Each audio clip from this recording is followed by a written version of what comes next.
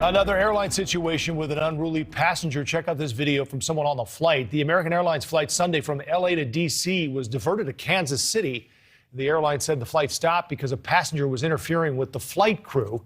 He was taken into custody and questioned. Witnesses say the man was trying to get into the cockpit, and a flight attendant used a coffee pot to hit him over the head.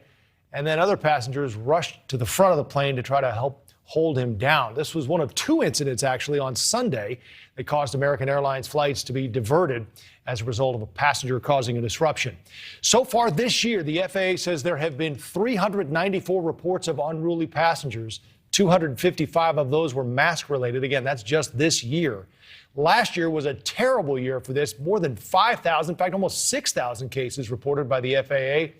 Of those, nearly 4,300 were said to be related to masks. So my next guest was the person who took the video on that flight, Executive Director of the Syrian Emergency Task Force, Mouaz Moustafa. Mouaz, it's good to have you. So I'm guessing, this is a cross-country flight. Folks are settled in. When did you realize something was going on? Thanks for having me. About halfway on the flight, we were going from LA to DC, and somewhere over Missouri and Kansas, about over 2 hours into the flight, I could tell there was something going on near the cockpit door, but when the flight attendant came near my seat and was kind of yelling, not using the intercom, but yelling at the flight attendant in the back to turn the lights on, and I could tell he was agitated, and as the lights came on, the plane started descending very rapidly. At that point, me and all the other passengers were worried about the worst, and then things developed from there. What was there any indication before this happened, Mouaz? Was there, was he upset about something? Did he say anything, or did this come out of nowhere? Well, I think the number one thing is it wasn't, alcohol or drug related. There was no alcohol served on the plane or anything like that. So it wasn't that. I don't know his motivation. And if I had to bet, I would say some sort of psychological imbalance. But regardless of that, I mean, he meant to take the plane down. He had talked to some of the other passengers, and I talked a lot to the flight attendant as well. And he had said some things like, at one point he said somebody on this plane is after me. I think as he was trying to get into the cockpit and trying to open the emergency door, he was saying, I want to bring this plane down. And this is a big man. This is someone who's like 6'3", 240 pounds.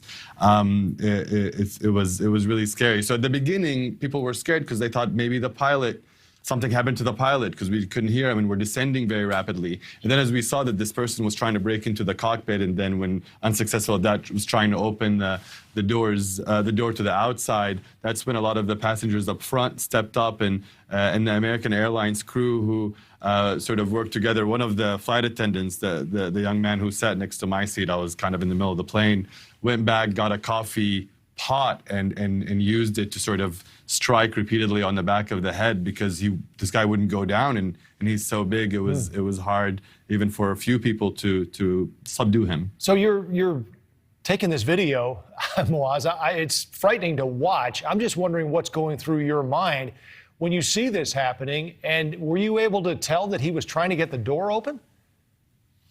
Yeah, well, I think I can't imagine how everyone on the plane felt. I mean, there were many minutes where we believed that, the plane was going down. We were going to die and even without knowing all the details of what was exactly unfolding. But I remember, a couple of things. One is I was kind of sad that there were so many people on the flight. I mean, I remember looking around and saying, I wish this was a less full flight. These people are, you look at them, they're American, nice people like other Americans that are flying, going home or whatever, and you wish they weren't there because there's the realization that maybe it's all over.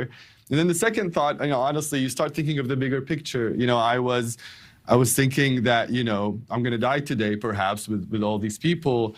And I think the one thing that stuck with me then and still now is I felt some peace with it, and really mainly because I'm lucky to be part of an organization that works on a horrific humanitarian crisis in Syria, from documenting war crimes and mass graves to trying to stop the slaughter of kids, including the Wisdom House School, our school for orphans there. And I remember thinking to myself, if I'm dying today, God will forgive, my sins because I was part of this team that was trying to do good. And I think the one takeaway is for everyone, whatever it is you do in life, I think if you're doing good, I think at times when you think it's all over in a second, that's the one thing you refer back to, because the money's gone, cars are gone, everything is gone. It's really what you do with your life. And so that gave me some perspective. Wow. That was a heavy answer, Mouaz, and beautiful at the same time. Thank you. Let me ask you just finally, you've heard, I'm sure, about the talk anyway of putting passengers who do these kinds of things on a no-fly list. And I think to your point earlier, this guy might have been having some sort of a mental issue. Do you think people like this should be put on a no-fly list if they cause problems like this? I mean, one thing that I would say that I'll always sort of have in the back of my mind is that when you're on a plane, in the sky, whatever happens, like the individuals on that plane, now whether they are bad people or whether they're drunk or whether they have a psychological imbalance, if they decide to do something, that's going to affect you. You can't just escape. You can't leave that. And that is a little bit disturbing considering, planes are the best way to go around the world and do work and stuff.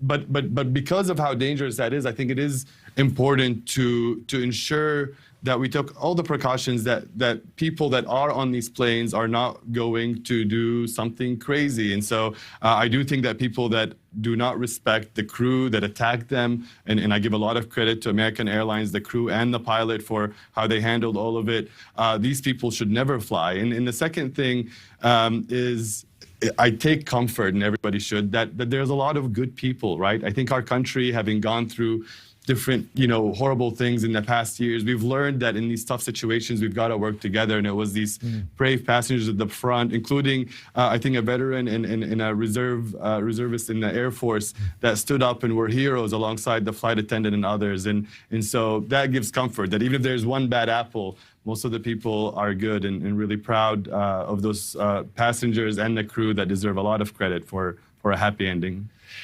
Wow, what a story.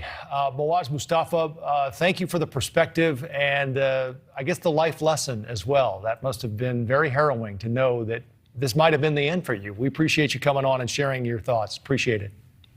Thank you, sir.